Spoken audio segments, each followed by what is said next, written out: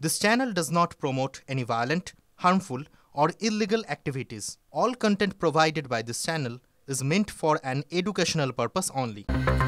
লোকসভায় রাহুল মোদির বাগযুদ্ধ। বক্তৃতায় রাহুলের মন্তব্য নিয়ে আপত্তি তুলে স্পিকারের দৃষ্টি আকর্ষণ মোদির। নির্দিষ্ট একটি সম্প্রদায়কে আক্রমণ করছেন রাহুল, ক্ষমা চান লোকসভার বিরোধী দলনেতা, দাবি অমিত শাহ। প্রধানমন্ত্রী নরেন্দ্র মোদীর সামনে মাথা নত করে প্রণাম লোকসভার স্পিকার ওম বিড়লার। লোকসভায় স্পিকারই সর্বোচ্চ আসনে প্রণাম নিয়ে প্রশ্ন তুলে ওম বিড়লাকে বিঁধলেন লোকসভার বিরোধী দলনেতা রাহুল গান্ধী। গুরুজনদের সামনে মাথা নত করে প্রণাম করাই সংস্কৃতি, পাল্টা জবাব লোকসভার স্পিকারের। অগ্নিবীর ইস্যুতে ফের সরগরম সংসদ। লোকসভা অধিবেশনে অগ্নিবীরদের মর্যাদা এবং নিরাপত্তা নিয়ে প্রশ্ন রাহুল গান্ধীর। অগ্নিবীররা প্রাণ হারালে শহীদের মর্যাদা পান না। অগ্নিবীররা আসলে কেন্দ্রীয় সরকারের ইউজ অ্যান্ড থ্রো শ্রমিক। রাহুলের এই মন্তব্যের তীব্র বিরোধিতা রাজনাথ সিংয়ের। শহীদ অগ্নিবীরদের পরিবারকে 1 কোটি টাকা আর্থিক সহায়তা দেওয়া হয়, মন্তব্য প্রতিরক্ষামন্ত্রীর। সোমবার দেশজুড়ে কার্যকর ভারতীয় ন্যায় সংহিতা নয়া আইন নিয়ে প্রশ্ন ঝাড়খণ্ড হাইকোর্টের। 2 বিচারপতি জানিয়েছেন, গণপিটুনি নিয়ে নতুন আইনের এডিশনে যা লেখা হয়েছে সেখানে ত্রুটি রয়েছে, ভবিষ্যতে বড়সড় সমস্যা হতে পারে। বিষয়টি নিয়ে স্বতঃপ্রণোদিত মামলাও দায়ের করেছে উচ্চ আদালত। গ্রেপ্তারি বেআইনি, সিবিআইয়ের বিরুদ্ধে দিল্লি হাইকোর্টের দ্বারস্থ অরবিন্দ কেজরিওয়াল। আবগারি মামলায় তার জামিনে স্থগিতাদেশ আসতেই জেলে গিয়ে 26শে জুন কেজরিকে গ্রেপ্তার করে সিবিআই। কেন্দ্রীয় এজেন্সির গ্রেপ্তারিকে চ্যালেঞ্জ জানিয়ে দিল্লি হাইকোর্টে মামলা করেন দিল্লির মুখ্যমন্ত্রী। আজ বিচারপতি নীনা বনসাল কৃষ্ণের বেঞ্চে শুনানি। আবগারি দুর্নীতি এবং আর্থিক তছরূপের মামলায় বিআরএস নেতা কে কবিতার জামিনের আবেদন খারিজ। 2টি মামলাতেই জামিনের আবেদন খারিজ করল দিল্লি হাইকোর্ট।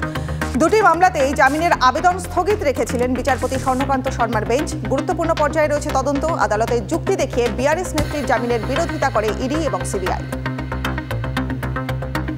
মানহানির মামলায় মেধা পাটেকরের 6 মাসের কারাদণ্ড। একটি পুরনো মানহানির মামলায় দিল্লির নিম্ন আদালতে দোষী সাব্যস্ত সমাজকর্মী মেধা পাটেকর। 10 লক্ষ টাকা জরিমানার রায় আদালতের। অবমাননার মন্তব্য এবং মানহানিকর বিবৃতির অভিযোগে নিম্ন আদালতে সমাজকর্মীর বিরুদ্ধে 2টি মামলা করেন ভিকে সাক্সেনা। ভয়াবহ অসমের বন্যা পরিস্থিতি। এখনো পর্যন্ত দুর্যোগে মৃতের সংখ্যা 44। ডুবেছে কাজিরাঙ্গা ন্যাশনাল পার্কের বিস্তীর্ণ 61টি ফরেস্ট ক্যাম্প। বন্যপ্রাণী রক্ষায় তৎপর বন দপ্তর। পরিস্থিতি মোকাবিলায় তৈরি এনডিআরএফ এবং সেনাবাহিনী। অসমের মুখ্যমন্ত্রীকে সব রকমের সাহায্যের আশ্বাস প্রধানমন্ত্রীর। 2 বিধায়কের শপথ নিয়ে টানাপোড়েন অব্যাহত। ফের রাজ্যপালকে চিঠি বিধানসভা স্পিকারের। চিঠিতে নবনির্বাচিত 2 বিধায়কের শপথের ক্ষেত্রে হস্তক্ষেপ করার আবেদন। বিষয়টি দ্রুত নিষ্পত্তির আবেদন জানিয়ে চিঠি স্পিকারের। গণনার পরও বাংলায় ভোটের ফল বদলে যায়। ভোট গণনা নিয়ে এবার তথ্য তুলে প্রমাণ দাখিল করলেন শুভেন্দু অধিকারী। আরামবাগের হরিপাল বিধানসভা 236 নম্বর বুথের তথ্য তুলে ধরে অভিযোগের সত্যতা বোঝালেন বিরোধী দলনেতা। ইভিএমে তথ্য দেখা যাচ্ছে, বিজেপি প্রার্থী ভোট পেয়েছেন 254টি, তৃণমূলের ঝুলিতে 252টি ভোট। অথচ নথিভুক্ত করা হয়েছে তৃণমূলের প্রাপ্ত ভোট 552টি। ভাঙড়ে ফের বড়সড় ভাঙন। আইএসএফ এ এবার তৃণমূলে যোগ দিল আইএসএফ এর পঞ্চায়েত সমিতির সদস্য আসমা বিবি। সোমবার বিজয়গঞ্জ বাজার এলাকায় শওকত মোড়ের উপস্থিতিতে তৃণমূলে যোগ দেন আসমা বিবি। আসমার পাশাপাশি পানাপুকুর 163 নম্বর আইএসএফ বুথ সদস্য আজাহরউদ্দিন মোল্লাও যোগ দেয় তৃণমূলে। চালতাবেরিয়া ও ভোগালী 1 নম্বর অঞ্চল থেকে কয়েকশো আইএসএফ কর্মীও এদিন যোগ দেয় ঘাসফুল শিবিরে। চোপড়া আক্রান্ত তরুণীকে দুশ্চরিত্র বলে আখ্যা তৃণমূল বিধায়ক হামিদুর রহমানের বিরুদ্ধে থানায় অভিযোগ। শিলিগুড়ি থানায় অভিযোগ দায়ের বিজেপি বিধায়ক শঙ্কর ঘোষের। গণপিটুনি ও সার্বিক আইন শৃঙ্খলা নিয়ে সরাসরি মুখ্যমন্ত্রীকে কাঠগড়ায় তুললেন রাজ্যপাল। পুলিশ মন্ত্রী এবং পুলিশেরও তীব্র সমালোচনা করলেন বোস।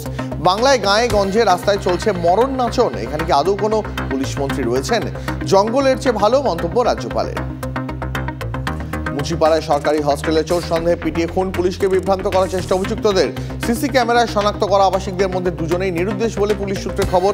গণপিটুনির সময় অনেকে ভিডিও করেছিলেন, ফোনগুলির তল্লাশি চলছে। গণপিটুনির সময় হস্টেল সুপার কোথায় ছিলেন, জিজ্ঞাসাবাদ পুলিশের। আরামবাগে ভোটের 1 মাস কাটলেও এখনো জারে হিংসা। খানাকুড়ের রামচন্দ্রপুরে ভোট চলাকালীন তৃণমূল কর্মীকে খুনের অভিযোগ। ভোট পেরোতেই তাঁর স্ত্রীর ওপর হামলা চালানোর অভিযোগ বিজেপির বিরুদ্ধে। অভিযোগ, কটূক্তির প্রতিবাদ করাতেই মহিলাকে বেধড়ক মারধর করা হয়। তৃণমূলের বিরুদ্ধে মিথ্যা মামলায় ফাঁসানোর অভিযোগ বিজেপির।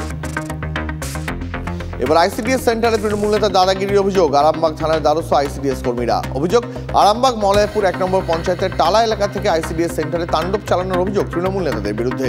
বারণ করতে গেলে মহিলা কর্মীদের হুমকি দেওয়ার অভিযোগ। সোমবার আরামবাগ থানার আইসির কাছে ডেপুটেশন আইসিডিএস কর্মীদের। অভিযোগ উড়িয়ে দিয়েছেন স্থানীয় তৃণমূল নেতৃত্ব।